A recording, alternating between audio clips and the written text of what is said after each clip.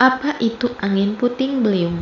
Angin puting beliung adalah pusaran angin kencang yang berputar dengan kecepatan tinggi, biasanya lebih dari 63 km per jam, bergerak lurus, berlangsung singkat selama 5-10 menit, sering terjadi di siang hari saat musim pancaroba, dan dapat menimbulkan kerusakan parah karena mengangkat serta menerbangkan benda-benda di sekitarnya seperti atap dan pohon.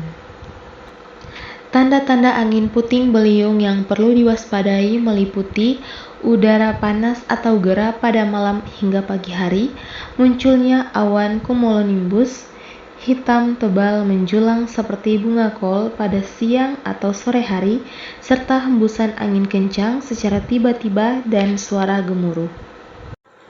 Langkah-langkah penanggulangan bencana angin puting beliung. Penanggulangan bencana angin puting beliung melibatkan langkah-langkah yaitu yang pertama prabencana yaitu mitigasi dan kesiapsiagaan, yang kedua saat terjadi bencana tanggap darurat, yang ketiga pasca bencana atau pemulihan. Kita masuk pada tahap yang pertama, prabencana, mitigasi dan kesiapsiagaan.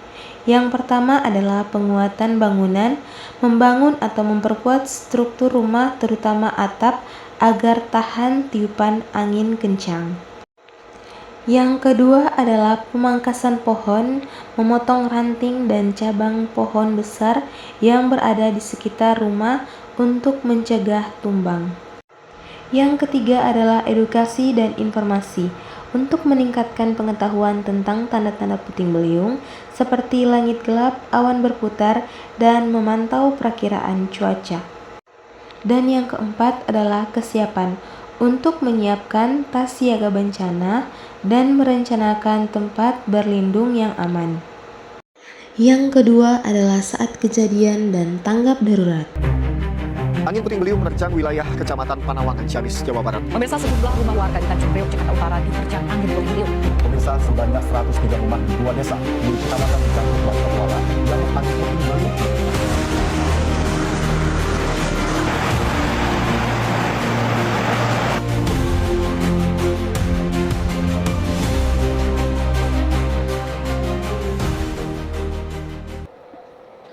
Hal yang harus dilakukan saat kejadian atau tanggap darurat adalah ketika kita sedang beraktivitas, kita harus mencari perlindungan, yaitu dengan segera masuk ke bangunan yang kokoh seperti di dalam rumah, lalu tutup pintu dan jendela serta dikunci.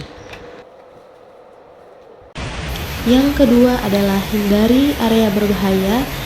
Jangan berlindung di bawah pohon, papan reklame, tiang listrik, atau di jembatan.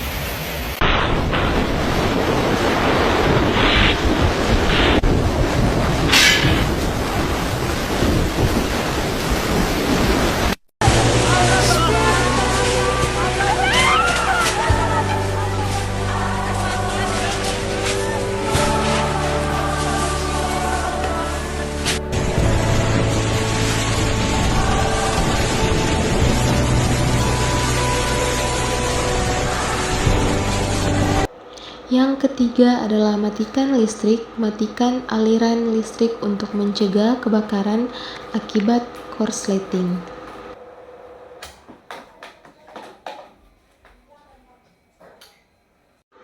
Yang terakhir adalah tiarap di tempat rendah. Jika berada di luar, cari tempat rendah seperti selokan atau parit dan tiarap sambil melindungi kepala. Tindakan di kendaraan: jika berkendara, segera berhenti, tinggalkan kendaraan dan cari tempat perlindungan yang kokoh. Posisi aman: hindari sudut ruangan atau jendela dan pintu keluar. Kita masuk pada tahap yang ketiga, yaitu pasca bencana atau pemulihan. Yang pertama adalah periksa keamanan, pastikan tidak ada anggota keluarga yang cedera dan periksa kerusakan bangunan. Yang kedua adalah pertolongan darurat dari tim medis atau tim kesehatan untuk memberikan pertolongan pertama pada korban yang terluka. Dan langkah yang ketiga yaitu melaporkan ke pihak berwenang tentang kerusakan infrastruktur seperti tiang listrik, roboh, atau kebocoran gas kepada petugas terkait, dan waspada bahaya lanjutan Tetap berhati-hati terhadap pohon yang hampir roboh atau kabel listrik yang terkelupas. Kita masuk pada materi yang terakhir, yaitu penanggulangan bencana tanah longsor. Yang pertama adalah prabencana atau mitigasi. Tidak mendirikan bangunan permanen di lereng atau tebing yang curam, membuat tanggul penahan tanah, menanam pohon berakar kuat seperti nangka atau durian untuk mengikat tanah, dan menutup retakan tanah di atas lereng agar air hujan tidak masuk.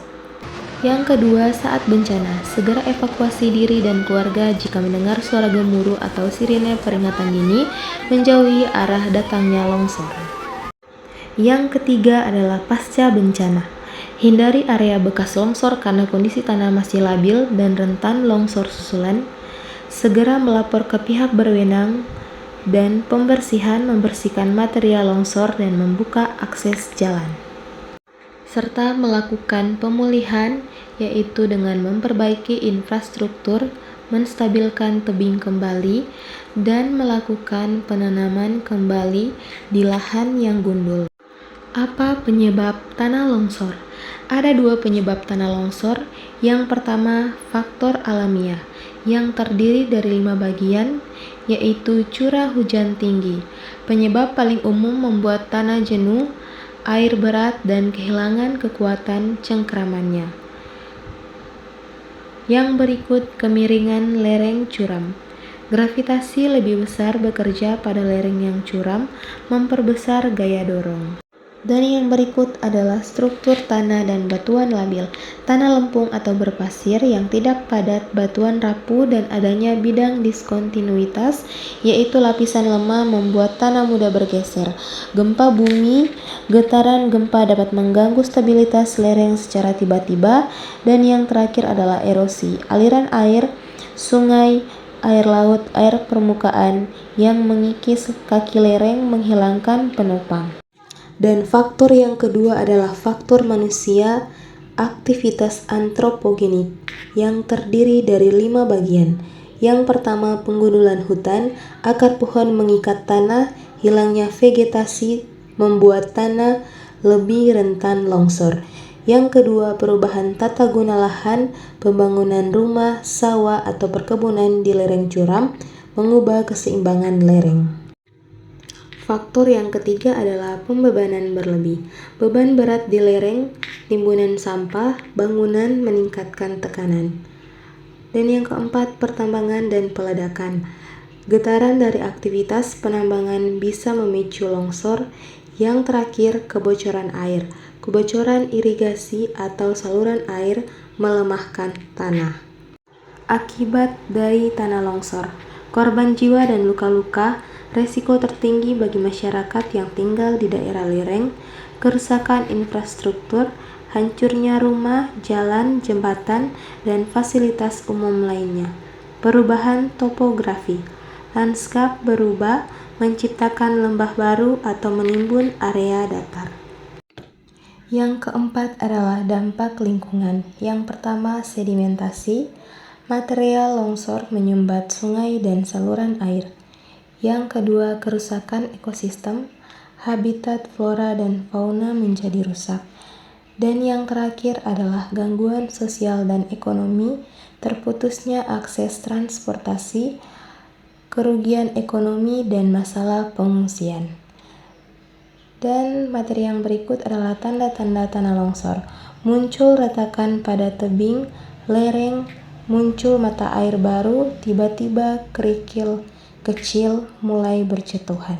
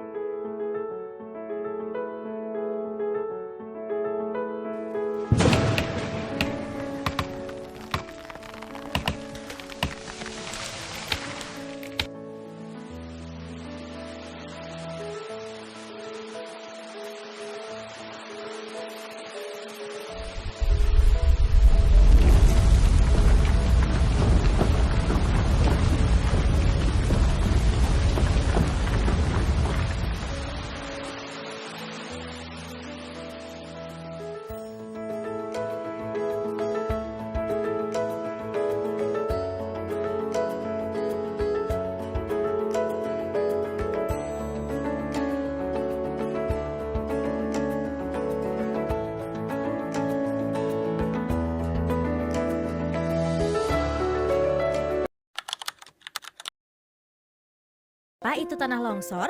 Tanah longsor adalah perpindahan material pembentuk lereng berupa batuan, tanah, atau material campuran tersebut yang bergerak ke bawah atau keluar lereng.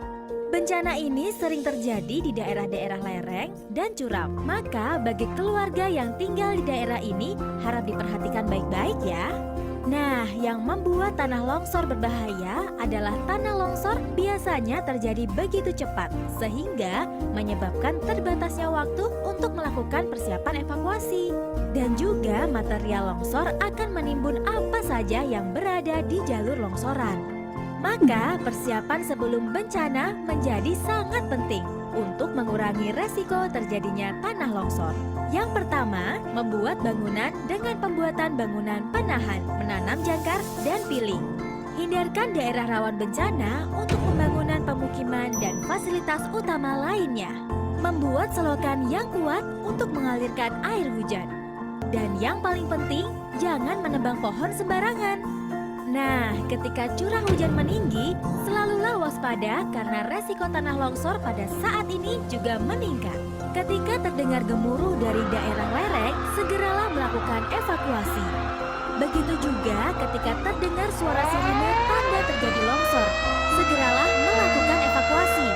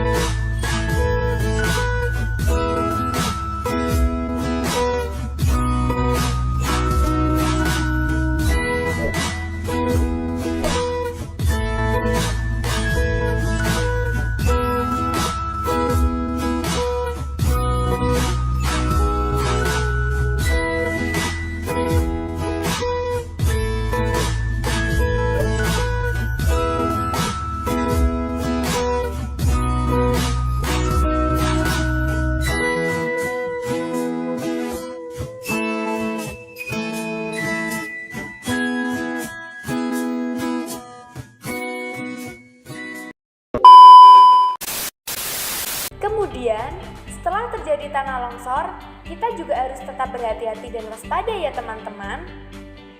Yang pertama, hindari wilayah longsor karena kondisi tanah yang bergoyang-goyang. Kedua, apabila hujan turun setelah longsor terjadi, tetap waspada adanya longsor susulan.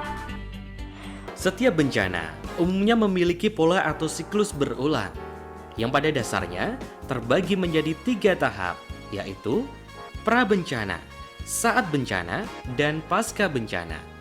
Penanggulangan pada tahap pasca bencana terbagi menjadi 2 tindakan utama, yakni 1. Rehabilitasi, dan yang kedua, rekonstruksi. Sasaran utama rehabilitasi adalah untuk mengembalikan kondisi daerah yang terkena bencana yang serba tidak menentu ke kondisi normal yang lebih baik, agar kehidupan dan penghidupan masyarakat dapat berjalan kembali. Yang termasuk kegiatan rehabilitasi antara lain, perbaikan lingkungan daerah bencana, perbaikan prasarana dan sarana umum, perbaikan rumah masyarakat, pemulihan sosial psikologis, pemulihan kegiatan bisnis dan ekonomi, serta pemulihan fungsi pelayanan publik. Sedangkan Rekonstruksi bertujuan untuk membangun kembali sarana dan prasarana yang rusak akibat bencana secara lebih baik dan sempurna.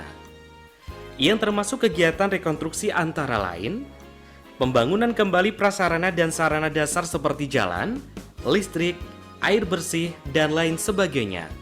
Pembangunan kembali sarana sosial masyarakat seperti tempat ibadah, balai adat, dan lain sebagainya. Pembangkitan kembali kehidupan sosial budaya masyarakat, penerapan rancang bangun yang tepat, dan penggunaan peralatan yang lebih baik dan tahan bencana. Dengan rehabilitasi dan rekonstruksi yang tepat, dampak bencana dipulihkan dengan cepat. Kehidupan masyarakat kembali aman dan selamat.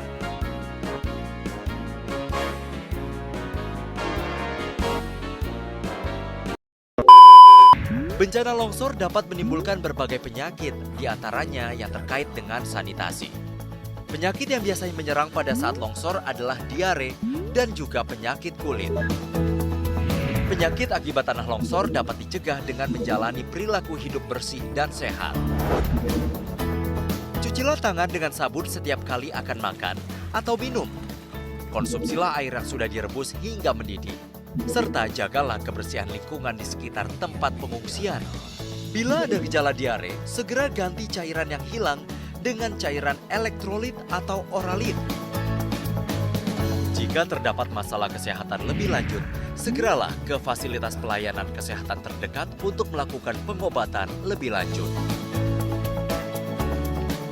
Memahami bencana longsor dengan menjaga kelestarian lingkungan serta melakukan persiapan yang baik sebelum, saat, dan setelah bencana, maka kita akan mengurangi dampak buruk akibat tanah longsor tersebut.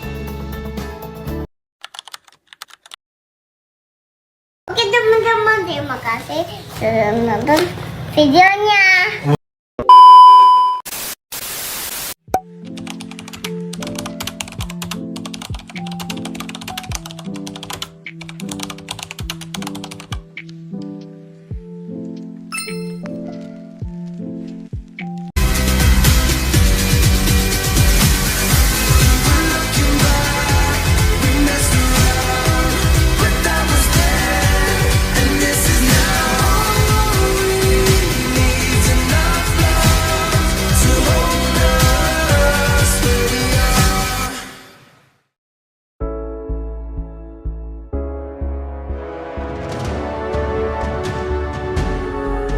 Selamat datang di Universitas Pembangunan Indonesia Manado yang terletak dekat dengan kawasan bisnis Bahu Mall Manado, tempatnya di Kelurahan Bahu, lingkungan 3 Manado yang sangat strategis di pusat kota Manado. Universitas Pembangunan Indonesia Manado memiliki 6 fakultas dan 8 program studi, yaitu Fakultas Pertanian, program studi Agribisnis, Fakultas Hukum, program studi Hukum, Fakultas Teknik, program studi Teknik Elektro dan Teknik Sipil, Fakultas Ilmu Sosial, Ilmu Politik, program studi Ilmu Politik, Fakultas Sastra, program studi Sastra Inggris, Fakultas Keperawatan, program studi Ilmu Keperawatan dan Profesi Nurse. Selain itu, Universitas Pembangunan Indonesia Manado memiliki dosen dan tenaga kependidikan dengan latar belakang S2 dan S3, baik lulusan dalam negeri dan luar negeri. Mari bersama kami di Universitas Pembangunan